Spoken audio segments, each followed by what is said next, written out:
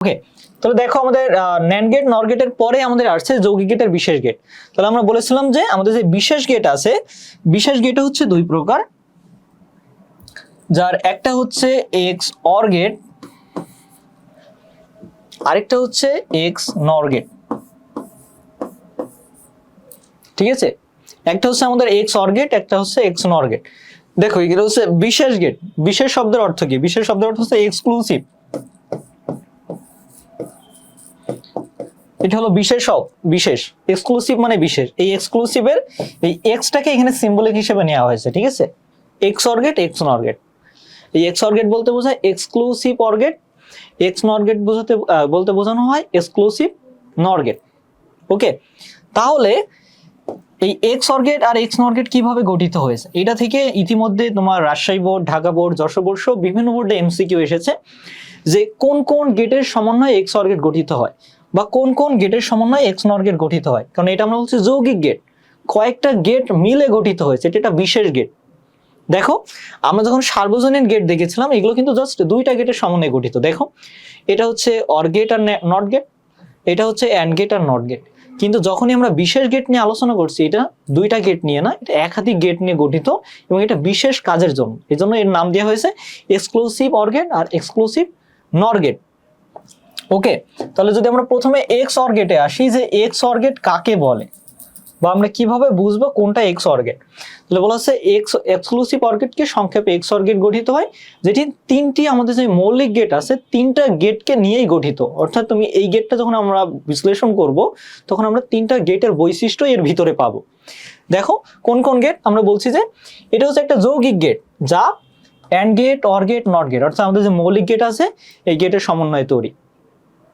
ঠিক আছে, তাহলে এক্স অর গেটও তিনটি গেটের সমন্বয়ে তৈরি, এক্স নট গেটও তিনটি গেটের সমন্বয়ে তৈরি। তাহলে পার্থক্য কোথায়? পার্থক্য হচ্ছে এর আউটপুট, এর ফলাফলে। এর ফলাফলে কি হবে? এর ফলাফলে যে বৈশিষ্ট্যটা আমরা পাবো, যে ইনপুটে যদি বিজোড় সংখ্যক 1 থাকে তাহলে আউটপুট 1 হবে আর সব ক্ষেত্রে 0 হবে। ঠিক আছে, আর এই এক্স অর গেটে কে আমরা এই দেখো এটা হচ্ছে অর গেট, এই অর গেটে যখনই আমরা সার্কেল দিয়ে দিব তখন হয়ে যাবে এক্সক্লুসিভ অর গেট। দেখো এখন যদি আমরা এটা লজিক সার্কিট আঁকি, এখন এই যে লাস্টে যে লাইনটা তোমার হলুদ করে দেওয়া আছে ইয়েলো, এটা এখন বুঝতে একটু সমস্যা লাগতে পারে। যখন আমরা এটা অ্যানালাইসিস করবো, অর্থাৎ ট্রুথ টেবিলের মাধ্যমে দেখবো, তখন বিষয়টা একদম ক্লিয়ার হয়ে যাবে। দেখো এক্স অর গেটের লজিক সার্কিট দেখতে কেমন? X OR gate logic circuit হচ্ছে ঠিক এমন। এটা হলো আমাদের ইনপুট,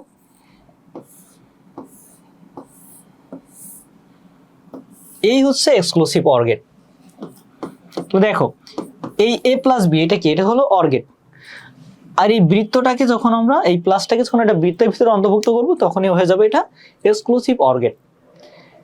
তাহলে এর ভিতরে কি কি গেট আছে? এর ভিতরে অর গেটও আছে, অ্যান্ড গেটও আছে, নট গেটও আছে। এখন তোমার প্রশ্ন হতে পারে, স্যার এখানে OR gate, AND gate, NOT gate কিভাবে আসছে? এই যে এই সূত্রটা যে আবিষ্কার করেছে বা এই থিওরিটা যে তৈরি করেছে, সেটা সূত্র বলেছে যে আমরা যে এই এক্স অর গেট লিখছি সংক্ষেপে, এটাকে যদি আমরা ভাঙি তাহলে এটা ফুল ফর্ম হবে A not B plus A B not. এবার লক্ষ্য করো এখানে তিনটা গেটই আছে কিনা। এ নট তার মানে কি? এখানে একটা নট গেট আছে। দেখো এ আর বি কি আকারে আছে? গুণ আকারে আছে। তাহলে নট গেটও পেলাম, অ্যান্ড গেটও পেলাম। এবার দেখো এইটা আর এটা কি? যোগ আকারে আছে। তাহলে NOT gate, AND gate, OR gate. তাহলে অ্যান্ড অর নট, তিনটা যে মৌলিক গেট আছে, তিনটা মৌলিক গেটই একটা গেটের ভিতরে আছে। এই জন্য এটা হলো এক্সক্লুসিভ অর গেট বা বিশেষ ধরনের যোগ। সবাই বুঝতে পেরেছো কিনা জানো? আর এটা খুবই খুবই ভালো করে মনে রাখবো, এটা হলো একটা সূত্র। এই সূত্রের স্পেসিফিক আলাদা কোনো ব্যাখ্যা নাই, এটা হলো একদম সূত্র। এই সূত্রটা যে বানিয়েছে সে এটা দিয়েছে যে এ এক্সক্লুসিভ বি বা এ এক্স অর বি, এটাকে যদি আমরা ভাঙি তাহলে পাবো A not B plus A B not. তাহলে এটা হচ্ছে এক্সক্লুসিভ অর গেট। এখন আমরা যদি এটা ট্রুথ টেবিলে আসি, তাহলে এই যে লাস্ট লাইনটা লেখা আছে ইয়েলো করে, এটা আরো ক্লিয়ার ভাবে বুঝতে পারবা। আমরা এখানে সূত্রটা একটু সাইডে লিখে রাখি, যে y is equal two a exclusive b, এটাকে যদি আমরা ভাঙি তাহলে পাবো a not b plus a b not. এবং এই যে সূত্রটা কিভাবে আসছে এটাকে আমরা ধারাবাহিকভাবে ব্যাখ্যা করতে না পারলেও আমরা যে ট্রুথ টেবিলটা করব এই ট্রুথ টেবিলের মাধ্যমে এই সূত্রটা যাচাই করতে পারবো। কারণ ট্রুথ টেবিল কি করে? ট্রুথ টেবিল হচ্ছে যে লজিক সার্কিট, তারপর যে সমীকরণের সত্যতা যাচাই করে, যে আমরা যে সংজ্ঞাটি দিয়েছি, যে বৈশিষ্ট্য বলেছি, এটা কি আদৌ এই লজিক গেটের সাথে যাচ্ছে কিনা সেটা যাচাই করবে হচ্ছে ট্রুথ টেবিল। তাহলে ট্রুথ টেবিলের নিয়ম সেই একই রকম, যে চলক কয়টা? 2টা। তাহলে আমাদের হচ্ছে টোটালে 6টা ঘর কাটতে হবে।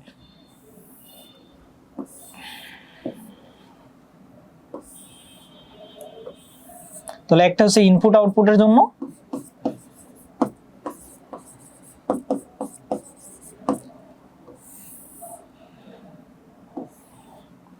একটা হচ্ছে চলকের জন্য, আরেকটা হচ্ছে আমাদের ফাইনাল আউটপুটের জন্য। তাহলে 1 2 3 4।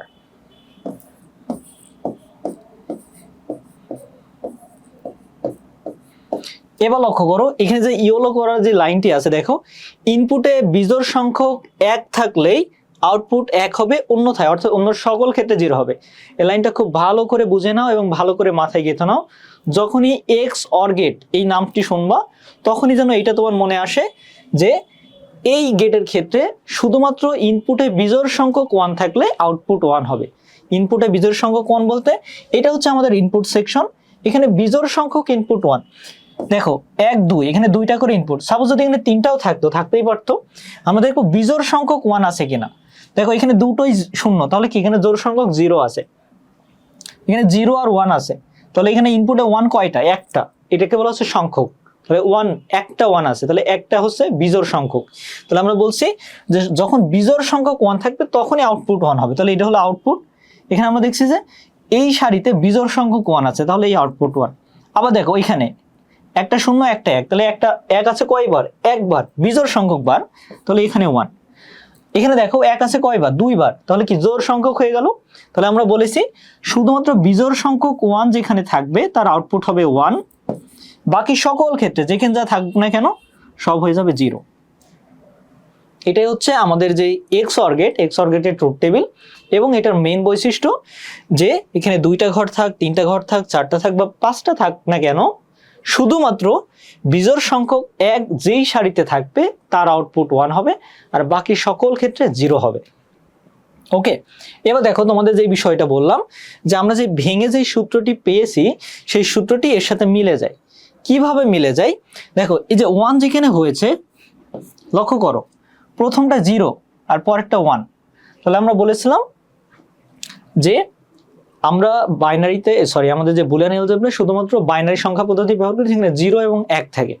তাহলে এটা হচ্ছে আমাদের এ, এটা হচ্ছে বি। এটা কথা মনে রাখো, যখনই আমরা বুলিয়ান এলজেব্রায় ট্রুথ টেবিল থেকে সমীকরণ করি তখন 0 বলতে আমরা নটকে বোঝাই, ঠিক আছে? 0 বলতে নট। এখন এখানে যদি এ থাকে তাহলে এ নট, এখানে যদি এক্স থাকে তাহলে এক্স নট। অর্থাৎ এইটা যে লাইন হবে, আমরা যখন দেখবো যে সেই ঘরে 0 আছে তাহলে বুঝবো যে ওই চলকের উপর একটা নট আছে। তাহলে লক্ষ্য করে এখানে 0 আছে, আমরা দেখবো কোনটা? যেখানে 1 আছে। তাহলে এখানে যে 1 আছে দেখো প্রথমটা 0, তাহলে প্রথমটা কি? এ, তাহলে এ হয়ে গেল এ নট। পরেরটা দেখো 1 আছে কি? বি, তাহলে বিটা সিম্পল। আবার দেখো দ্বিতীয় যে 1 আছে, প্রথমটা 1, তাহলে এটা এ বসে গেল, এটা হলো 0, তাহলে কি বলেছে? 0 থাকলে নট, বি আছে, বির পরে নট, আর বাকি সবগুলো 0। অর্থাৎ শুধুমাত্র যেগুলো 1 থাকবে আউটপুট 1 সেগুলোই আমরা কালেক্ট করে এই সমীকরণটি আমরা পেয়েছি বা যে সূত্রটি আবিষ্কার করেছে সে যে সমীকরণটি দিয়েছে সেটা সত্যতা আমরা যাচাই করলাম। এখন এই XOR গেট সবাই বুঝতে পেরেছো কিনা জানো?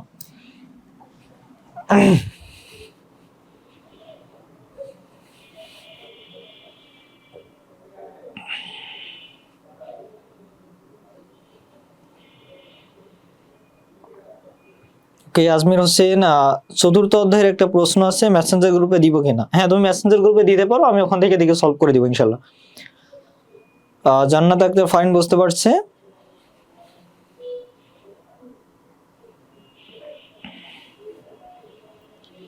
জয়নাব সাইমা, আইসিটিতে ভালো করে বোঝার জন্য কি করা যেতে পারে?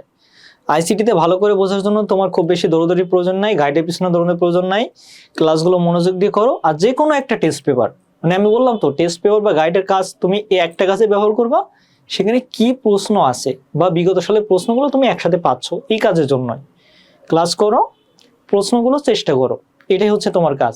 যত বেশি করবা তত বেশি তুমি এক্সপার্ট হবে, আরো ভালো হয়ে যাবে রেজাল্ট। রোমানা ইসলাম বুঝতে পারছে, খুশবু বলছে সহজ, okay very good. Omar Sayeed, Ajmir Hossain, Maria Akhtar, Borhan Islam Miron, Dipto সবাই বুঝতে পারছে। বাকিরা সবাই বুঝতে পারছো কিনা জানাও। যদি কেউ বুঝতে কারো অসুবিধা হয় তাহলে অবশ্যই জানাবা, স্পেসিফিক কোন লাইনে বুঝতে সমস্যা হবে সেটা জানাবা। ওকে, তাহলে দেখো এখানে যে গেটটি আছে এক্সঅর গেটের, এই যে A not B plus A B not, এটার মেন সিম্বলিক হচ্ছে এ এক্সঅর বি। আর এই সূত্রটাকে যদি আমরা ভাঙি তাহলে আমরা পাই A not B plus A B not. এই সূত্রটা খুব ভালো করে মনে রাখবো, কারণ এই যে আমরা সরলীকরণ করেছি এর আগে, এরপরে যখন সরলীকরণ করব বিভিন্ন সময় এই লাইনটা আমাদের লাগতে পারে। ঠিক আছে, সাপোজ তুমি একটা সরলীকরণ করছো, সরলীকরণের লাস্ট যে লাইনটি সেটা পেয়েছো এটা A not B plus A B not. দেখো এটাকে কিন্তু আর ভাঙা যায় না, তুমি এখান থেকে কমানো নিতে পারবা না, কারণ চারটা ভিন্ন ভিন্ন, এটা এ নট, এটা বি, এটা এ বি নট। সো এখানে কমানো নেওয়া যাচ্ছে না, যোগও করা যাচ্ছে না, বিয়োগও করা যাচ্ছে না, বাদও দেওয়া যাচ্ছে না। এই সকল কেস যখন হবে, এটা হচ্ছে সরলীকরণের লাস্ট লাইন, তখন তোমাকে এই লাইনটা লিখে দিতে হবে সেখানে, তখন তোমাকে এই লাইনটা লিখে দিতে হবে।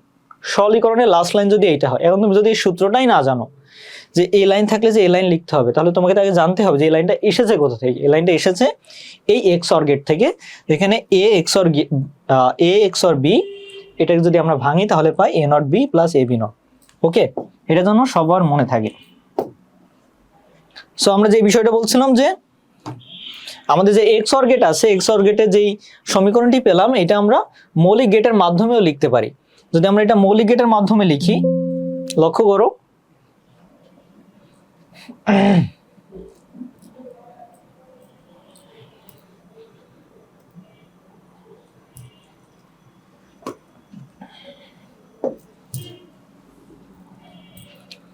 দেখো আমরা আউটপুট পেয়েছিলাম A XOR B is equal to A not B plus A B not.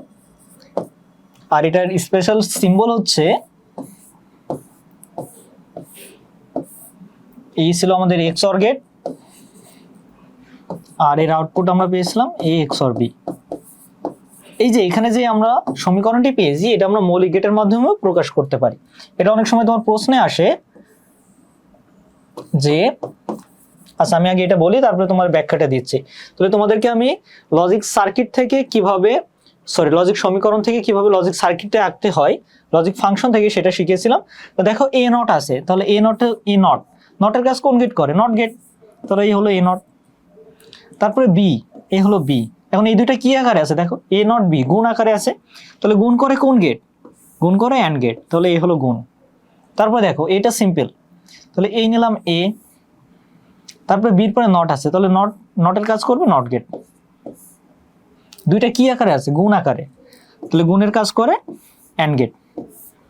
এবার এইটার এটা কিভাবে আছে? যোগ আকারে, দেখো দুইটার মাঝখানে যোগ চিহ্ন, তাহলে যোগের কাজ করবে আমাদের অর গেট।